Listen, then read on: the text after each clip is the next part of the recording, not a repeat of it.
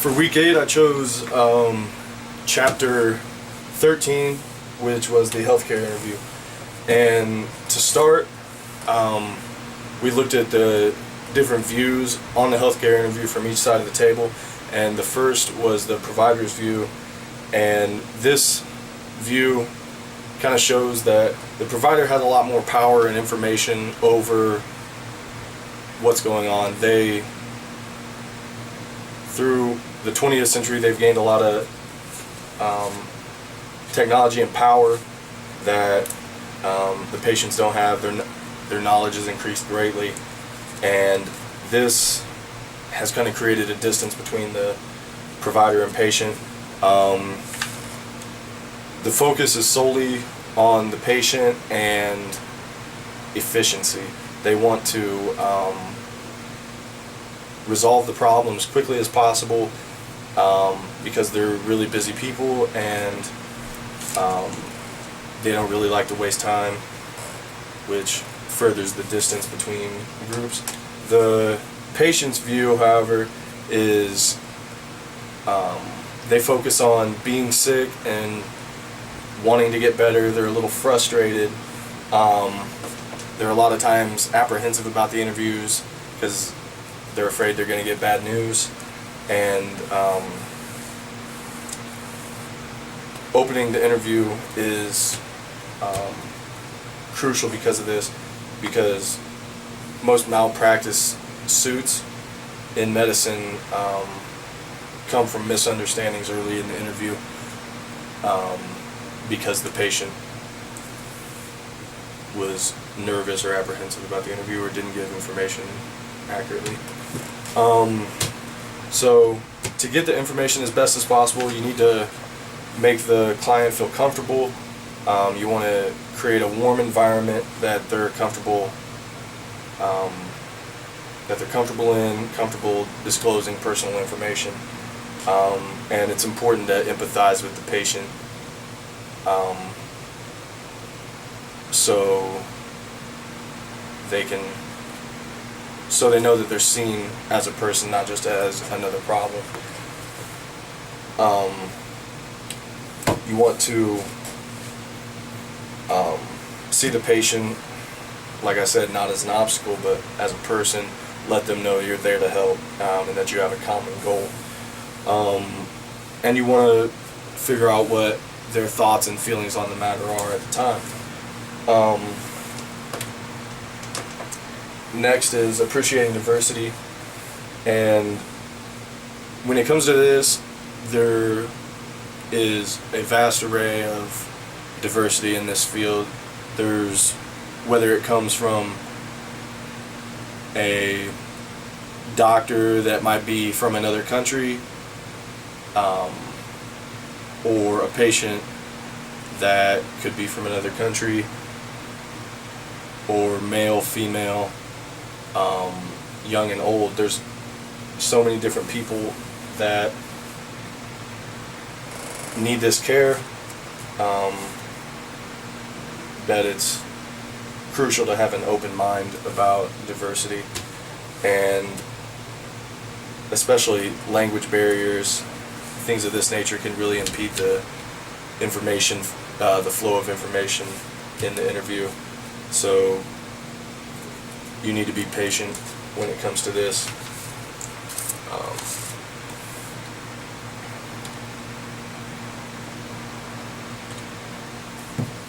You want to create trust between you and the patient.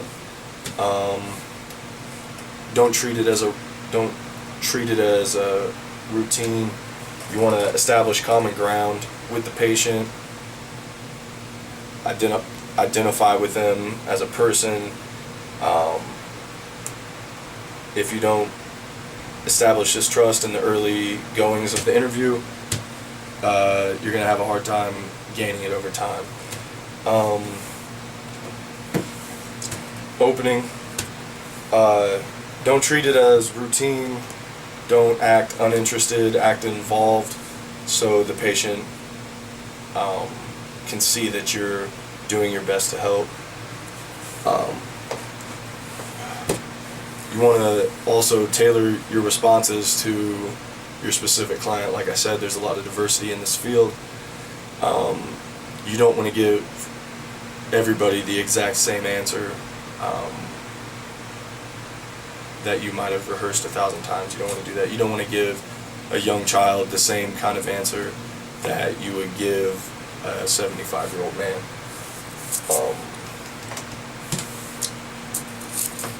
Sometimes it's beneficial to use small talk during the early goings of the interview. This can help gain their trust as well, make them kind of ease up, less tense. If you've been there before, or if the patient's been there before, this is a lot easier, and this will help with the opening of the interview, especially if they've been there before with the same problem. You kind of know what they're going on and their thoughts and feelings about it, and their thoughts and feelings about you. When you're getting information, you don't want to use, or when you're, getting information, you want to try to avoid as many barriers as possible. A lot of barriers come from the emotional trouble that the person's going through. If they're distraught about what's going on they've been dealing with a lot of time, this can make them frustrated, and this can impede the flow of information. But you want to be direct with your answers, and direct with your questions. You want to be direct with your questions and not ask too many unnecessary questions, or the patient can get frustrated with the provider. You also don't want to use any professional talk, words that the patient might not know. You want to avoid, or you can lose them and they'll lose a lot of the information in the crossroads. When you're trying to improve the flow of information, you want to let the patient know that you're working as a team with a common goal. Both of you want to see them get better, and you need to let them know that,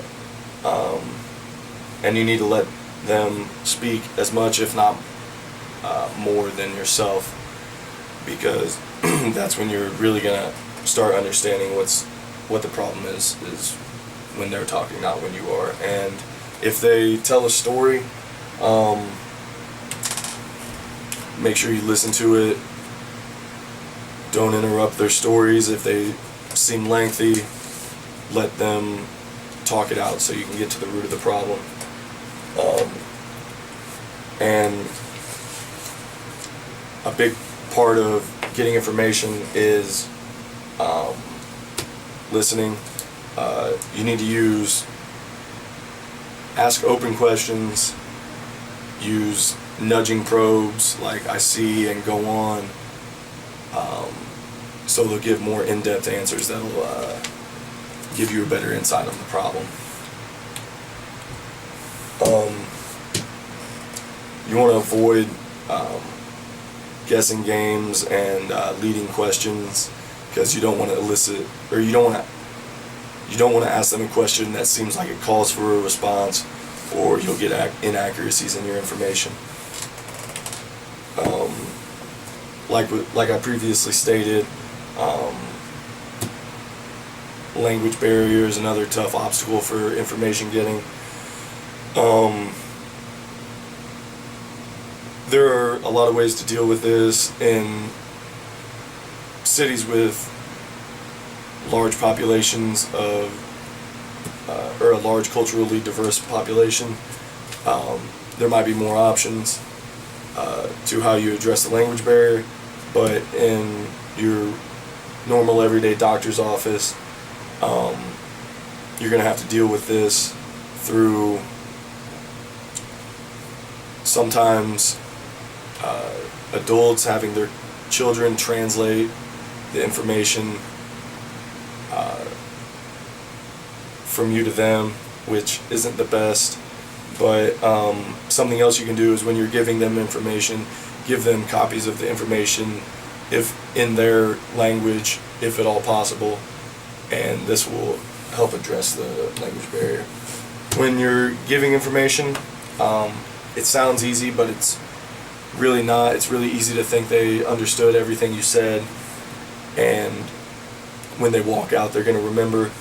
When you're giving information, you want to give it in several different ways: spoken word, pamphlets, and things of this nature to help them recall what was said during the interview. Make sure the patient understands what you said when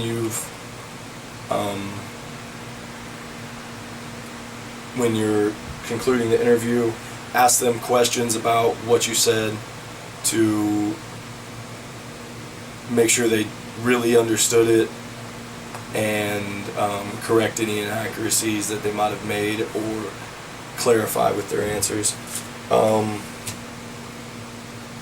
Give them advice to follow in, like I said before, with pamphlets, things like that, to make sure that information is better received.